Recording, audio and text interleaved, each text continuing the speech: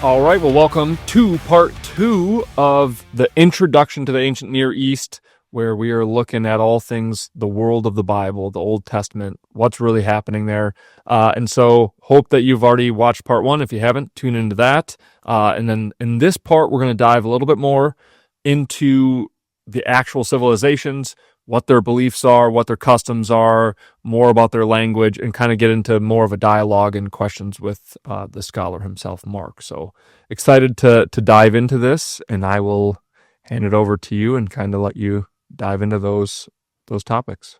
Well, the civilizations we're dealing with it's overwhelming, and they could be a lifetime of study. In fact, one of my grand uncle professors, his name was Benno Landsberger, wrote right about the time of World War I. He wrote an article in German about the conceptual autonomy of the Babylonian world. And what that means was that he was trying to show that if you want to be a Mesopotamian scholar, you don't have to be a biblical scholar. In other words, Mesopotamia is important in and of itself. And I agree with him is that it has its own intrinsic value.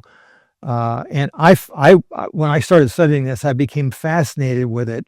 The fact that it had biblical connections made it all the more interesting and important to me because of my own spiritual background. And so I became a person who was interested in making the connections between Mesopotamia and the Bible. But many of my colleagues, in fact, I suppose most of them, are not particularly interested in doing that. They love studying Mesopotamia because it's a world human civilization. It would be no different than studying, let's say, ancient India or ancient China or even ancient Egypt or, some other civilization. They all have great value because it's a human civilization. You can understand human nature, and I suppose maybe indirectly you can understand how God has worked through them. Although not, in a subtle way, I suppose. And so they do have value and meaning to them. However, our topic is trying to understand the Bible in its context. And so somebody like me who has devoted his life to studying Mesopotamia now can provide a unique context to it, which by the way, is not typically done even in seminaries. They'll usually touch upon these things, but if you want to do a deep dive into things like this, you usually have to go to a graduate school. In fact, when I went to graduate school, I forget whether I mentioned this one of the other times or not, is that most of my fellow students in graduate school that were doing Semitic languages that are similar to Israel, to Hebrew, were those who had already gone to Bible college or were even in the pastorate and wanted to get more detail and understand the context of the ancient Near East, for the Bible.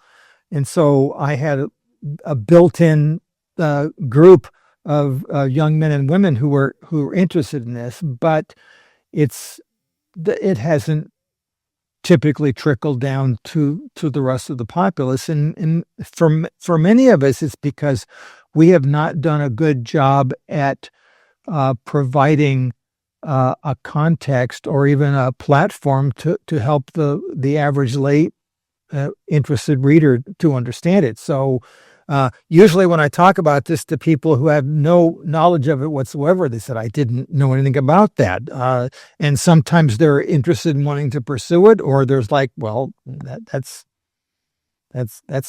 good to know, or maybe it's not good to know. Or I don't have time to deal with it. And I fully understand that. So since I deal with Mesopotamia, we're gonna talk about it. I already told you a little bit about the areas, and I'll let me just sort of summarize right now. Mesopotamia, modern day Mesopotamia would be the countries primarily southwestern Iran. By the way, southwestern Iran is in the Tigris-Euphrates basin. You think of the Mississippi, here we are along the Mississippi in Wisconsin. It really has a gigantic trough, and it's been sort of washing in the trough. I guess it takes a couple centuries for it to wash back and forth, but you can, the marshland we have on both sides of the river is is part of the huge basin. The Tigris-Euphrates is a huge basin. There are lowlands there. So southwestern Iran is part of this basin. All of modern-day Iraq, pretty much all of modern-day Syria to the north, which is inland, in other words, west or east of the Euphrates River. Eastern Turkey in the mountains is part of this. When you get further west along the Mediterranean coast, which would be coastal Syria and Israel, Palestine, that's not considered part of Mesopotamia. Mesopotamia, by the way, is a Greek word which means the between the rivers land. In fact, you can get the word potamos, like hippopotamus. Hippopotamus literally means river horse, which sort of sounds funny to us. And it's actually a Greek translation of something that was found in Mesopotamia, which we might come up to. The Bible even talks about Padam Aram or Aram Naharaim, which is in northwestern Mesopotamia. It's literally Aram of the rivers.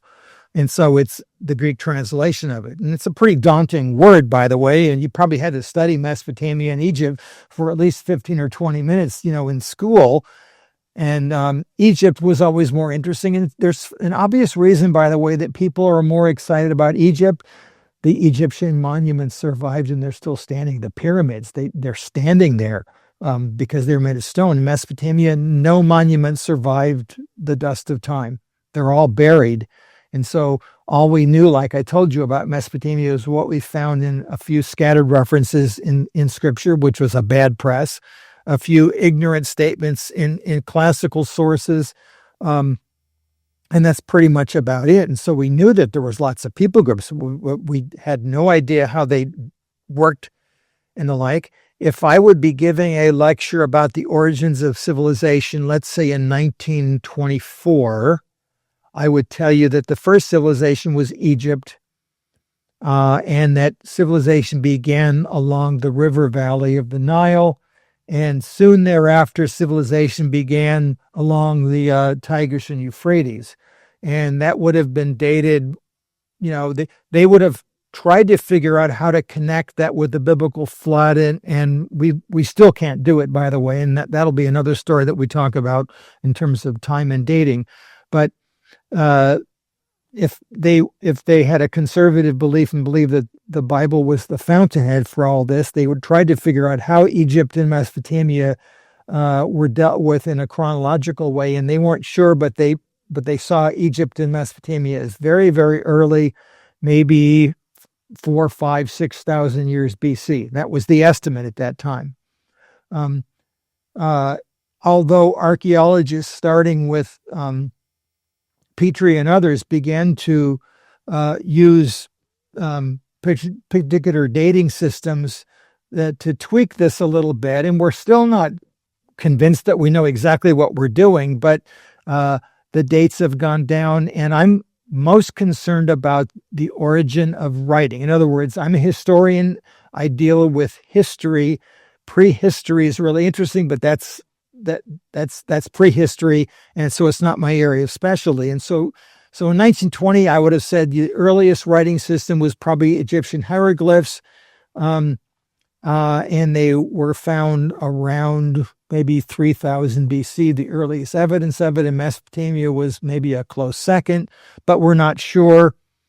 Then a lot of things have happened in the last 100 years.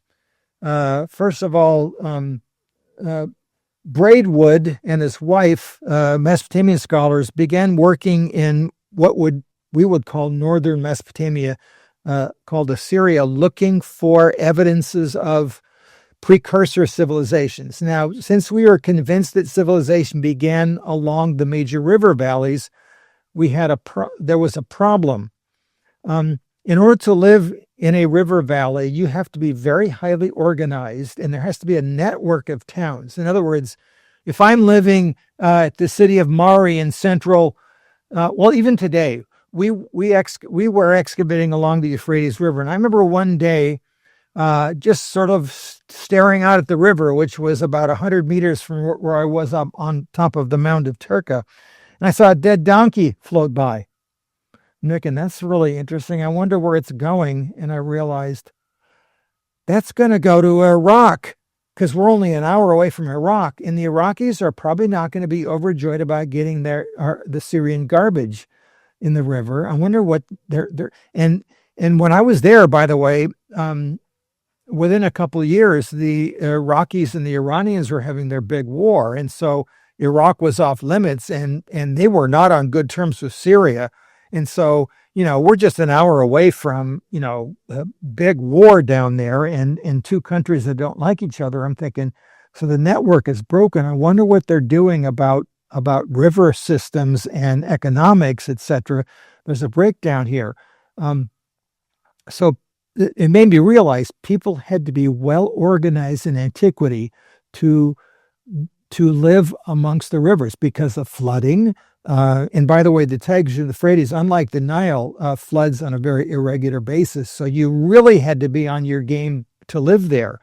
And so Braidwood had this theory that people must have been living in other places. Probably, obviously, would have to have a good water sources. And so he began working in northern Iraq at a little tiny place called Jarmo, a little village. And voila, he found that there were hundreds and hundreds of these little villages, probably 2 or 3 or 4 millennia before people began congregating around the major rivers.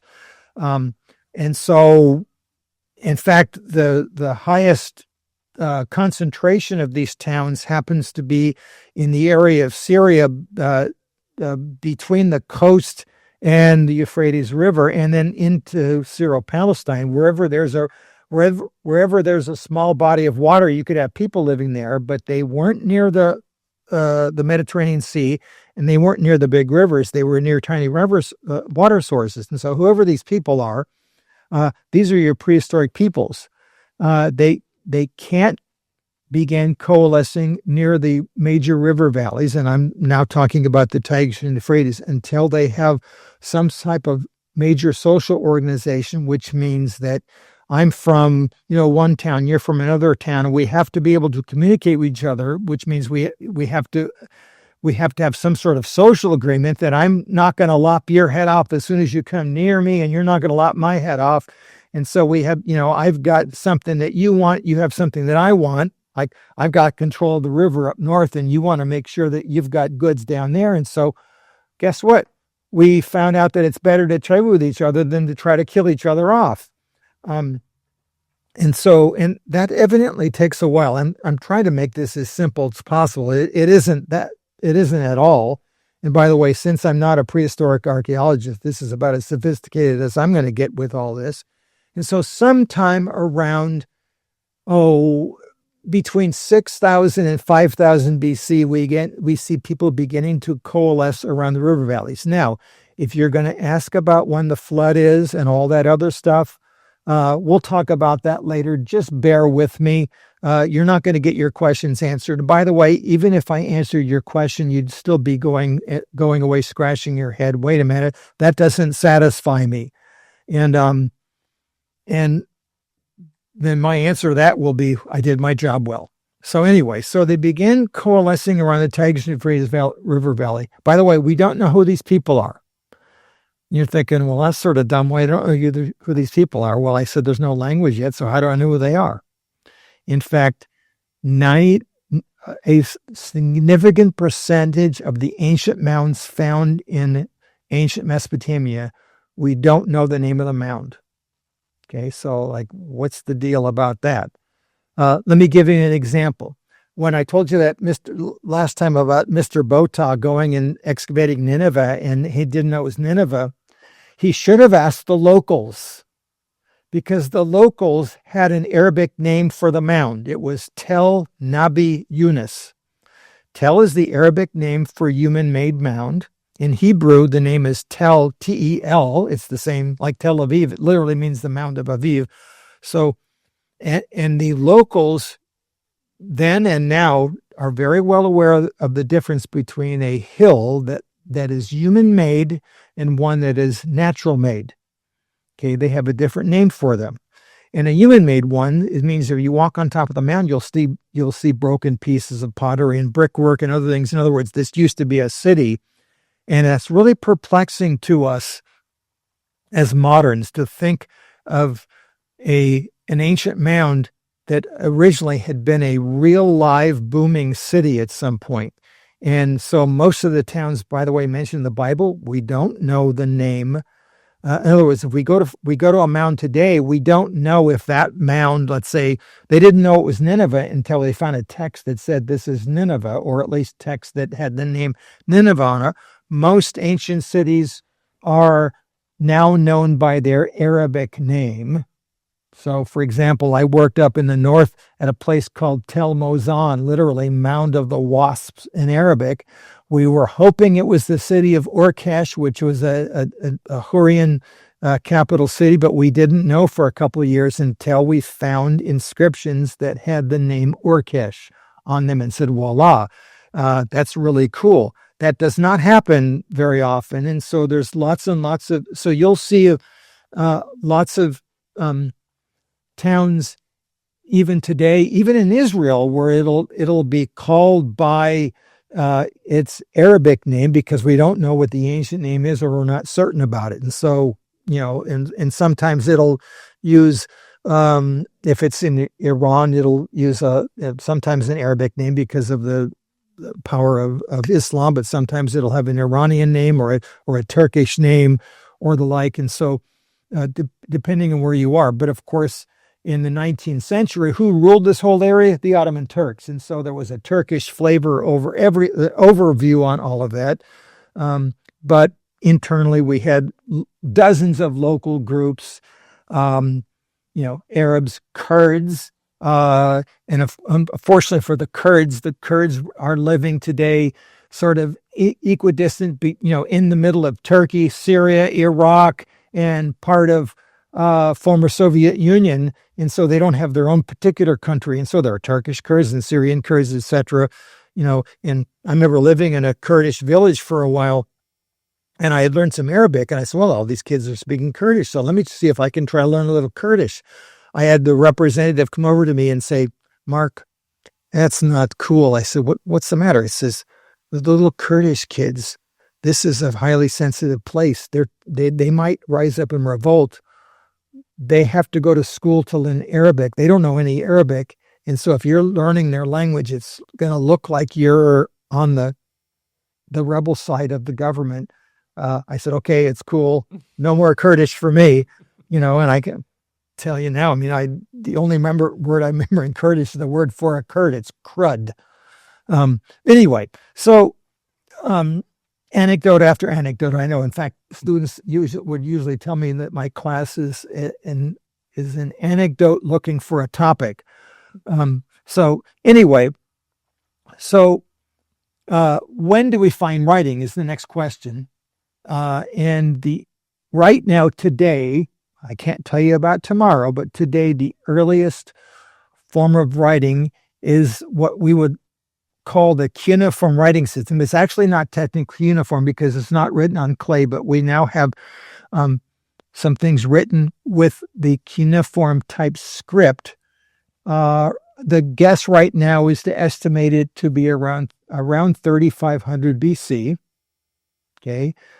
Egypt is a close second. And by the way, Egyptologists like to tell you that they've just found some stuff that makes them earlier, but I kind of doubt it. Although I might have Mesopotamian lenses on because, of course, we want to be earlier. It's cooler to be the first. But the earliest material seems to have it's found in a real live city in southern Mesopotamia called Uruk, U-R-U-K. And if this sounds at all familiar, it's because you're a real Bible geek. Uruk was not far from Abraham's Ur, by the way, inland on the eastern side of the Euphrates, a little inland from it, although the Euphrates has moved back and forth a couple times since antiquity. And Uruk, the Arabic name for Uruk is Tel Warqa, so that Warqa actually has a survival rate. Oh, I forgot to tell you about Nabi Yunus. Excuse me, before I go back, the locals called Nineveh Tel Nabi Yunus, which means in Arabic, the mound of the prophet Jonah. So they knew the tradition. They knew it was Nineveh. But of course, if they told the brilliant archaeologists, they weren't about to listen to the locals. So what? You've got your story. Well, they were right. And they often are. Well, Tel Warka is the Arabic name. It has been the geographic name of that region for millennia. Uruk is the ancient Mesopotamian name. Actually, the Sumerians called it Unug, but that's another story. And the Bible calls it Erech. It's the same town. It's mentioned very briefly in Genesis 10 and the like, and so it never happens again. And so if you've heard of Erech, it's because you're a real Bible geek. But anyway, it's a real life city, and right now the earliest inscriptions that we have found are from Uruk. There's about 5,000 or so of them, and now here's what's alarming about them. They're found in a trash context. In other words, they've already been discarded, which tells me that even though they're the earliest extant tablets that we have, they're probably not the earliest ones because they've already been thrown away. We find the same type of script in the mountains of Iran about this period. In fact, there's evidence that some of that stuff looks like it might even be earlier, but most scholars argue that the origin of the script seems to be at the city of Uruk. And the Urukians, I don't know what else to call them at this point, because the earliest material we don't exactly know what language it's in. We can sort of read some of the signs, but just because I can read a sign doesn't mean I know the language that it's in any more than if I gave you a text in Romanian and you don't know any Romanian, you could look at it, you could figure out all the letters because it's written in our alphabet. I know there's an A and there's a B, but I don't know what it's saying, but I can read. So in other words, you can discern the text. Well, we can discern a lot of the signs, but that doesn't mean that we know what the language is behind it. And by the way, you could write any language with any script you want. When I first started learning cuneiform, I started writing my name in cuneiform, and I could write, an English sentence with cuneiform signs. And you can even do the reverse. You could use cuneiform languages and write them with our language. So script and language are two different things, by the way, if that makes any sense. And if it doesn't, that's fine too. So what am I getting at? So we find this script intensely at Uruk and then other places in Iran. And then the Urukians, evidently, their material culture is found even earlier than this, all throughout the Tigris-Euphrates basin into the Syrian desert, and even a little bit of evidence of imitation Uruk ware in the Delta region in Egypt. And by the way, soon thereafter, we find the Egyptian hieroglyphic system. So I'm guessing that Egyptian merchants saw that this writing and decided to form their own version of a writing system for their own purposes, entirely different. And in fact, it's so different you can't even see the origins between the two. So anyway, so we have another writing system. And by the way, very soon after this, there is another linear system in Iran that looks like it might or might not stem from this cuneiform system. We just can't tell. And there's a Franco-Iranian scholar who thinks he's begun to decipher it. It's a linear script. Proto-Elamite is what it's called, just if you like a name. And he did that a couple of years ago. It's just it's just amazing. But anyway, so let's get back to this earliest writing system. When we begin to understand the writing system and the language behind it. The earliest language that we know of is called Sumerian. Okay. We think that the term Sumerian is probably the same term as the Hebrew Shinar, although there are some scholars who even argue against that. But let's just go ahead and say that it is. And the Sumerians, by the way, have their own origin stories about being in the land. In fact, the Sumerians that we know of later on, and by the way, the early Sumerian texts that we know that we can read are a little after this, maybe 2 or 3 centuries later. By 3200, there are texts that are written in Sumerian. They're kind of written in what you might call Sumerian shorthand. It's not full grammar. My mother learned shorthand when I was a kid. She was writing shorthand. I said, "No, what is that? It looks like a bunch of curlicues." I said, "Well," and she just tried to explain it to me, and it didn't make any sense. But anyway, they weren't writing out full grammar in many respects, but they were writing in Sumerian, a language which right now is unrelated to any other language that we know of. It's completely unrelated to other languages, even in the Near East, but it seems to be the first written language that we know of right now.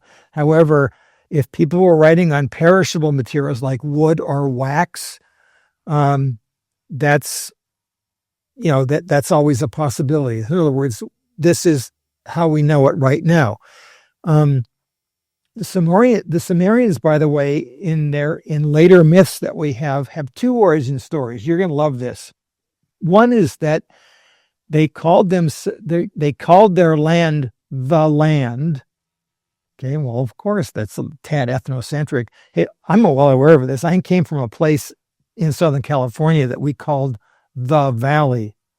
It's like, wow, everyone knows where the Valley is. Of course, the people in San Gabriel Valley weren't too happy with it, but we understood. It was the San Fernando Valley, the Valley, a little ethnocentric. And so think of, if you call your land the land, it's like everyone knows what that is, and anybody who isn't from the land is from another land.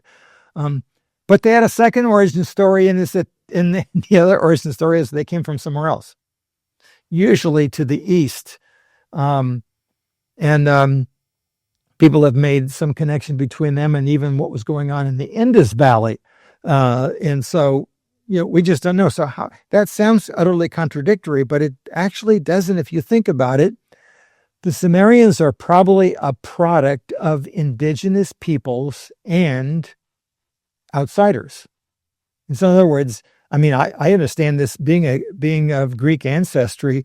The Greeks were well aware that many of their peoples were indigenous, but some came from other places, and the mixture of them together were the people that were called Hellas, the Hellenes. And so you can't. So it's not like one people group came in and wiped all the other ones out. It's that there was a coalescing of people groups. You think about it. What will it mean to be an American in let's say 2524? It'll be the amalgamation of all these different people groups. If we still speak English, it'll be something that will be completely unintelligible to us today. It'll probably have a heavy mixture of of Spanish, a mixture of perhaps a lot of other languages that we're not even aware of. Maybe there'll be a huge influx. Well, there has been of lots of other people groups, and of course we alter them, they alter us, and so who knows what it means to be a Sumerian. And I kind of feel that when we can actually begin reading texts sometime late in the 4th millennium, it's as if we're late in the 3rd act of a 4-act play. In other words, they've already been there a long time, and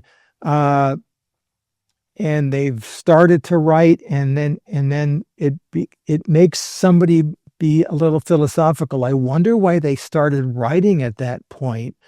Why didn't they write before? And by the way, we actually have this ancient token system, which looks like numbers and other things that had been going on for millennia before this. And we don't really know what its connection is with writing fully yet, but there seems to be one. But at some point, people at Uruk began writing things down, and it looks as if writing was probably a notation for memory. Okay, and so here's the guess right now, because the earliest texts are primarily for accounting and mathematical and other things. And so why would I start writing down? Think about it. And so here's the guess. Were people did they start getting stupid right around 500 BC that they had to start writing things down? Because, let's say I'm teaching a graduate course and you're my only student. Okay. And I'm going to give you 2 exams during the year. I probably don't have to write a lot of stuff down.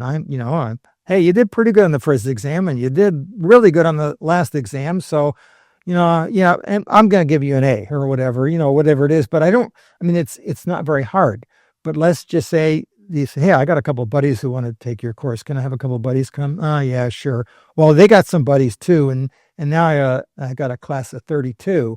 And, oh, by the way, when I taught at University of Wisconsin La Crosse, I had 4 classes, and sometimes I had 30, 40, 50 students in each class. So now I might have 200 students. Can you imagine if there was no writing system yet? I'd have to remember. All right, you're Joe, aren't you? And we had 4 exams. Let's see. You're going to have to tell me how you did in the other exams, because I don't remember. I forget. There's too many of you people.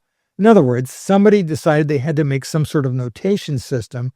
Now here, let's put it in the ancient context. I'm a sheep herder, and you're a sheep shearer, and I know I got to pay you in this area. Right? How many sheep did you do? You did 3,700 sheep, and at half a shekel per 100, or Mm-hmm. I'm just making this up. I'm like, wow, man, how do I figure this out? Because I want to make sure that you don't rip me off, and you want to make sure I don't rip you off. And so somebody's got to make a notation system. Well, the earliest notation system looks pretty pictographic. In other words, it looks like signs that might look like the thing I'm talking about. And so 30 head of cattle, I might write a word for head.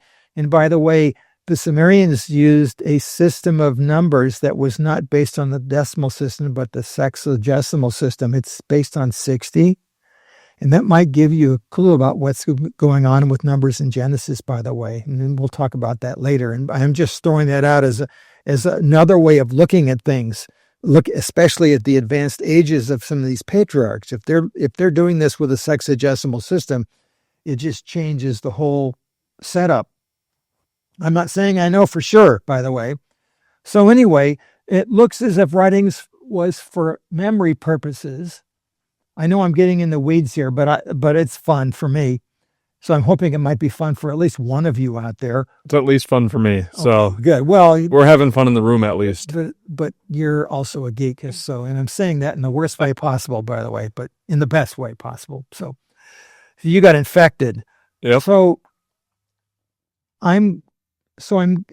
the thing is, the next thing to do. So in other words, making a pictographic system is pretty cool, but it's really not that amazing yet, because you're not doing it in a language. In other words, if I draw a picture of a head, by the way, I'm really lousy at drawing, but if I drew something that you'd say, oh, that's a head, and I'm again a picture of somebody taking a sword and chopping a head off, you can sort of figure out what's going on there, but it's not really writing. It's not abstract communication. So how do I want to tell you? Well, it's 30 head of sheep, and it was last week that we did it. And it was cloudy that day, and it was raining hard. That's why you didn't do as much. In other words, if I want to start communicating to you in Sumerian and to use abstract ideas and thoughts, and maybe I want to talk about, it was a beautiful day. what's the pictograph for beauty? Or you know what I'm saying is that it's not just that you would understand it, but the next guy would understand it, and the next guy. And so when this system is in place, now we can read it. It's probably already gone through lots and lots of different morphs and changes, in a way that the writing at Uruk is now understandable to people that are living in Western Iran and in other places. And so it's probably already gone through a lot of transformations that we don't know about yet. So writing could be a good deal older. Okay. So anyway, right now the earliest writing is Sumerian, but like I said, the Sumerians have myths about, being from there always and being from somewhere else. And so there must be an amalgamation of that. Not only that, in later periods, when we start understanding, when they talk about the towns that they live in, most of the towns that they live in have non-Sumerian names. And that might sound like, okay, big deal. All right. So think about it. Most people in our culture, at least that are my age, have Bible names. Okay. And they're either New Testament or Old Testament names. That means they're probably either Hebrew, Greek, or Latin names. Okay. Now, so I've got my name Mark. It happens to be a Latin name. My parents told me definitely you are named after the disciple Mark. I'm named after him. My middle name is William. I'm named after my grandfather, who actually took an anglicized name. His name was a Greek name, Vasilios, which actually means king, which is pretty cool. But anyway, but we called him Bill. But the point is that a lot of names are given to us, but it doesn't reflect anything about our own ethnicity. So if you have a Hebrew name or whatever, John, Ann, whatever it is, it doesn't mean that you're Jewish. It means that you, of course, come from a Bible tradition. Okay. So it's interesting that the Sumerians have a lot of names. Their city names are mostly non-Sumerian. Their personal names, a lot of them are Sumerian. A lot of them are not Sumerian, which is really brilliant, but it tells us that there's a substratum of people. We have a number of names which are called banana names because they're triconsonantal names, 3 consonants, and usually they are consonant vowel, consonant vowel, consonant vowel, and the last 2 consonant vowels are the same. Banana. There's actually a name banana. That's why we call them banana names. Huwawa, Pazuzu, and they're usually these person names are usually either demons or something else, but sometimes they're names of people, and so they reflect perhaps another language groups, although even this is not entirely clear. So what's going on here? Well, think about it in terms of the modern day. Okay. Let's say, hey, tomorrow I'm going to Milwaukee. Then after that, I got to go up to the cities, Minneapolis. You're thinking, all right, that's interesting. So what's their etymology? People don't usually think this way, but of course, Milwaukee is not an Anglo name. Well, where'd the name came? Well, it's a Native American name. And so can you imagine being in 5024 and you're thinking, wow, this is amazing. We have Native American peoples on the coast of the bay there, but then you go further inland along the river, there's a lot of French names, La Crosse, Eau Claire, Prairie de Chine. So there clearly was a French substratum here. But then you go up to the Minneapolis, then you blow a head gasket because of course you got a fragment of a Native American name with a Greek suffix to it. How did that happen? And you're thinking, wait a minute, I'm just you're going a little nuts here. And of course we can explain all of that, although it's not particularly easy to explain. The Native Americans did not found the city of Milwaukee. In fact, I'm not even sure exactly how it works, but the urbanization, of course, began by Anglos, and they took the Native American toponym, the local name for it, and so So this is probably what's going on here is the Sumerians, a lot of the place names for their cities and areas were non-Sumerian, which of course reflects other people groups around. And of course, this probably reflects the Tower of Babel story. In other words, that the Bible is giving us a theological interpretation of why there's multiple peoples and language groups that are unrelated to each other in speech. Okay, and that's exactly what we find in Mesopotamia. There's a whole hodgepodge of people groups and languages. So the first one that we know of that we can read is Sumerian. It's probably a half a millennium later that we begin finding texts in other languages. Okay, and the earliest other languages. Earliest of the language that I can think of right now is what they call Proto-Elamite, which is in southwestern Iran. It is unrelated to Sumerian, and it's unrelated. In fact, its relationship to later Elamite, just to confuse you, is unclear. But Elamite is also another one of these single languages that seems to be unrelated. In Mesopotamia proper, the other language that now comes into being that we know of is, first we find personal names before this, is that it's called Akkadian. We call it Akkadian now. Akkad is mentioned in the Bible. It's one of the cities of Nimrod, by the way, in Genesis 10.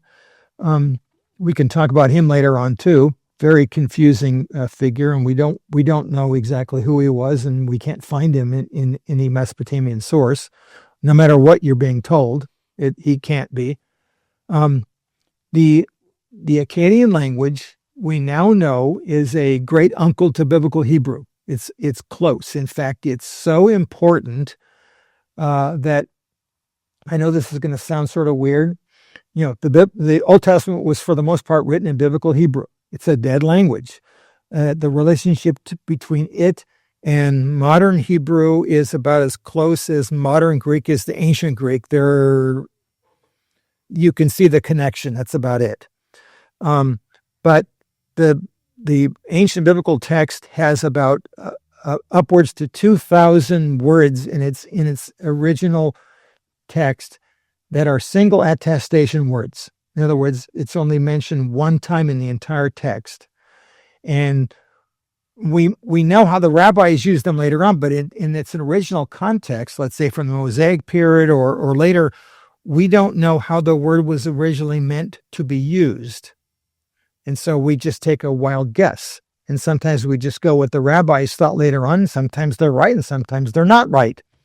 And if we can find out what the etymology of the word is, it gives us a fighting chance. And so Akkadian, since it's a related language to Biblical Hebrew, has actually helped us understand lots of weird goings on. And in fact, this was one of the primary languages that I learned and had taught for about 25 years at UW La Crosse.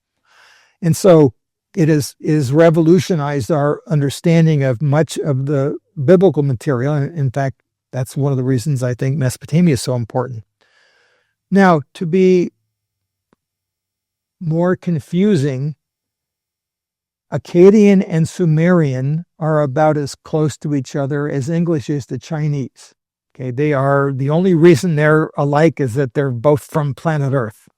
Other than that, they are, the way they do things is so different. You know, we speak English, and you sort of assume that English, that the way we think in English and the way we construct our language and our words, that's how humans construct it. Then you learn a new language, you find out, wow, they do things different over here. Even learning Spanish, you find out, all sorts of different things. In French, they put the adjective, in the wrong place before a verb, or before the word or after the word.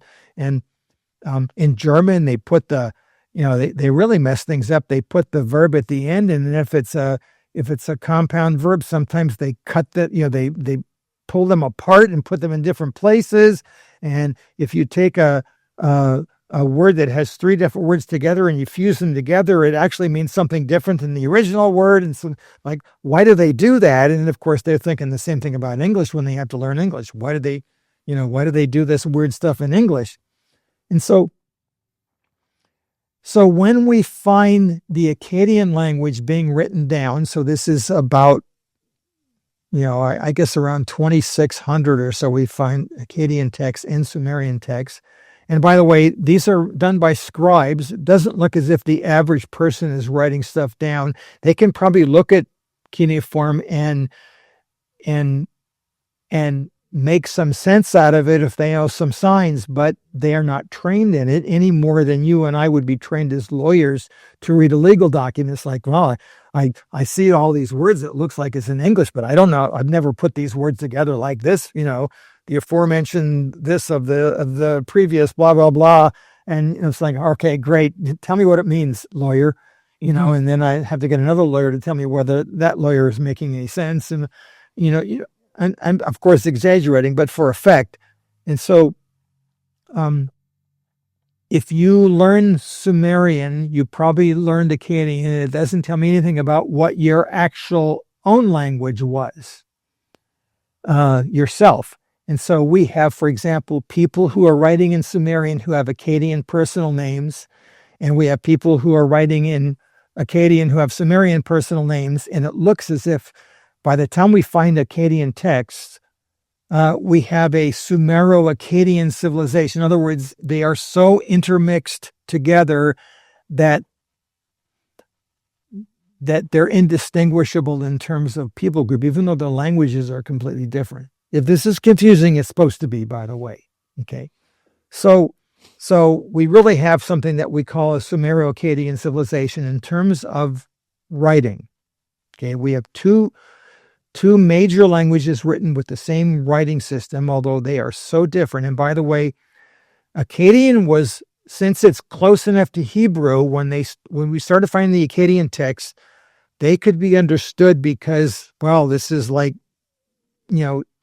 if we look at Hebrew grammar and Hebrew word order and Hebrew verbs and nouns, we can at least make sense of this. Sumerian was a completely different thing. In fact, the only way that Sumerian was learned was because we had lexicons where the scribe was learning the two languages. And so you would have a Sumerian word and it would have the Akkadian equivalent next to it. And so it's like a dictionary. And so you'd have the Sumerian word, let's think of a word, maybe the word for,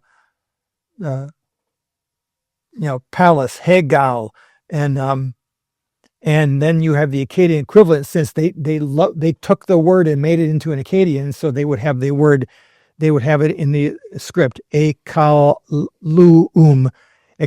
And so in other words, they took the Sumerian word, and basically formed it into their own language, the same way we've done it with, for example, the name of our Savior, Yeshua, which, by the way, I don't know how a biblical Hebrew person would have pronounced it, but that's the best I can come up with. And of course, in English, I call him Jesus. Why? Because that's the anglicized version. It's gone through all sorts of more, transformations throughout the centuries, from language A to language B to language C to get to us.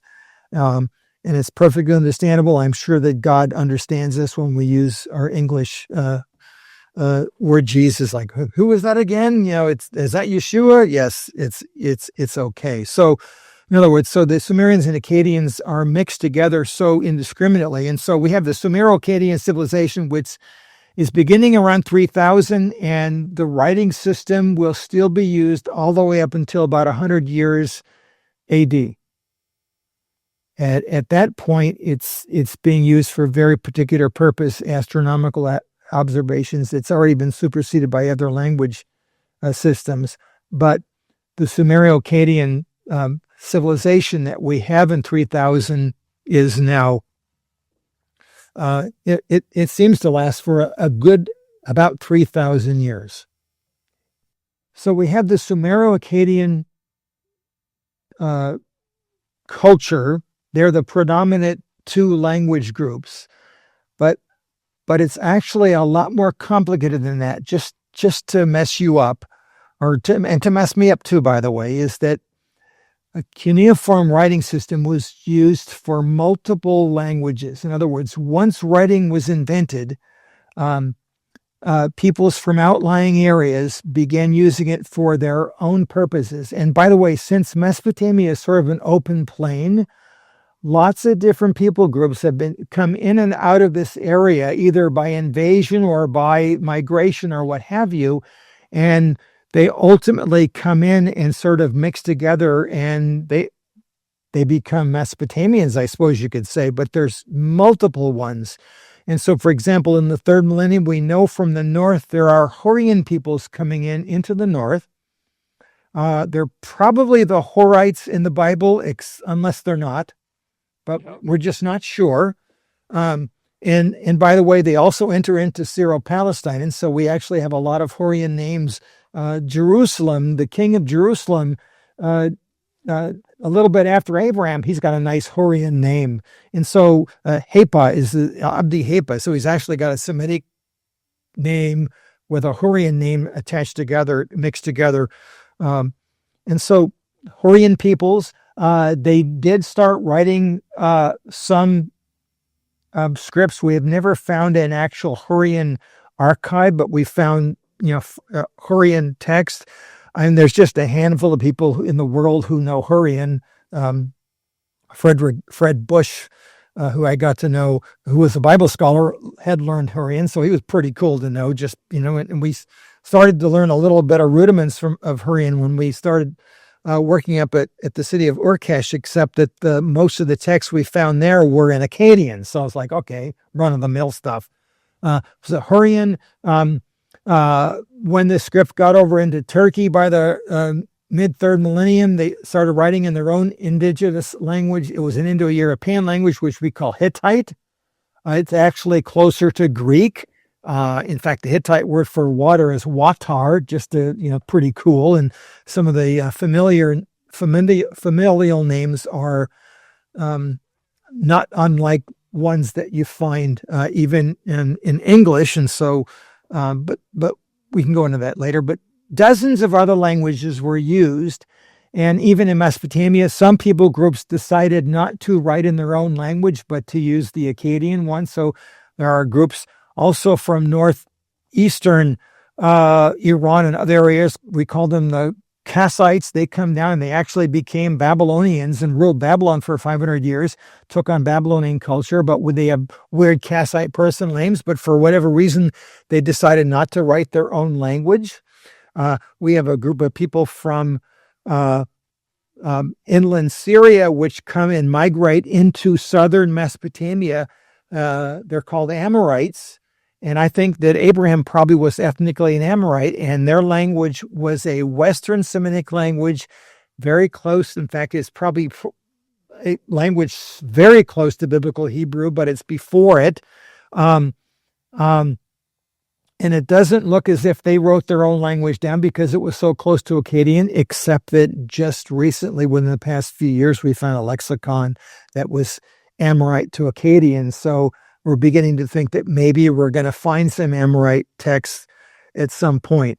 And so there's just multiple people groups living in this area. It's just a hodgepodge and a mixture. It's a literal Tower of Babel. And over a 3,000-year period, the only common ground is the bedrock of the Sumero-Akkadian civilization. The people in the north of Iraq, centered around the city of Ashur, we now later would call them the Assyrians. In southern Mesopotamia, after a little bit after 2000 BC, the city that became preeminent was Babylon, and so of course later on they are the Babylonians, and so they're all part of this civilization. So there's really four major people groups that aren't on the same plane. You have the Sumero-Akkadian civilization, which continues on for 3,000 years, but the locals in southern Mesopotamia will identify themselves with Babylon, except some cities won't. And in the north, they identify themselves with the Assyrians, except when they don't. but those are the names that are, of course, well known and understood in the Bible. The Assyrians and the Babylonians both spoke a dialect of Akkadian, but it was very different from each other and almost unintelligible. Now, for example, and I'm going to sort of finish up with this. When I went to school, I did learn Sumerian and Akkadian, but Akkadian was the primary one. And you think about it, I had to learn all the dialects and the period dialects and the regional dialects of Akkadian over about a 2,500 year period. Can you imagine if you had to do it with English? If I gave you a text that was written in 1300, but if I gave you a text of Chaucer's Canterbury Tales in the original, you probably could get about a third of it. It's like, and then a couple hundred years later, I give you a Shakespearean sonnet, and you could probably understand most of it, but there's going to be a lot of words there. It's like, I don't speak like that. And if you ever tried to read the King James Bible, it's like, this is pretty tough, but I can get through it. If I go back 1,500 years, it ain't English anymore. It's German, and it's really, really old German, so it's completely unintelligible to you. And so can you imagine trying to understand 2,500 years of Akkadian? It is a very, very static language, by the way, but I had to learn the old Akkadian dialect, the old Assyrian dialect, the old Babylonian dialect, but also then middle periods and then the late periods, and understand the differences and the fact that, all right, in this period, there's no more mimation. In other words, the words that ending in U with the nominative case ending UM, they lop off the M. Kind of like us when I'm saying I'm going to work, well, I hardly ever pronounce the G any longer. And but everybody does that, and through THRU. I was trained by my school and my mom. It's always THROUGH, and if I almost feel like I'm committing a moral crime if I spell it THRU. It's like that. You just don't do that. It just shows us a change. And even our languages, our dialects have changed. I mean, think of British English and English, and those are really, if you talk to somebody with British English, you can understand them, but it's like they use words differently than I do. What's wrong with them? And of course, they are saying the same thing about us. We're talking to somebody in the South, and their dialect is, well, it's different enough, but I can usually, get that. Well, Akkadian, the dialects are really, really different, and it just makes things tough. And so when we start up again, I'm going to start talking a little bit about some of these people groups, but then I really want to then jump in because I want to try to look at this civilization as a whole, but it's really hard because let's say I say, well, what was life like for a Mesopotamian woman? And my answer would be, you got to tell me what period and what region, because it's not all one size fits all, in the same way that if I said, what were European like from 1000 BC to 2000 AD? And my answer would be, I think they're a little different in each period. So you got to narrow the focus down. So it's a really, really long period. And there are some signposts that are the same, but it's really hard to make generalizations. And it's the same way with Egypt too. And it's even the same with biblical stuff, is that, the Bible being written over a long period of time, there's a whole lot going on, and there's a whole different perception of things and cultures. And you can see that, and it just makes it a lot more complicated. Mm-hmm. It's not, it can be overwhelming, but you just have to look at it and say, yeah, this is tough, but I'm getting here, and God will help me. Yeah. Well, great. Yeah. Well, thank you. We will continue this conversation in our next episode. As always, make sure to like and subscribe. If you guys have specific questions from this episode, past episodes, please follow links below. Reach out to us so that in a future episode, hopefully we can answer that question or topic. So this was great. It was a lot as the layman. It was. I'll take a few hours to digest it all, but Sure. But yeah, really, really good. And yeah, we'll continue this topic on the ancient Near East in our next episode. I'm glad I got it off my chest. Thank you. Awesome. All right. See you guys next time. Bye.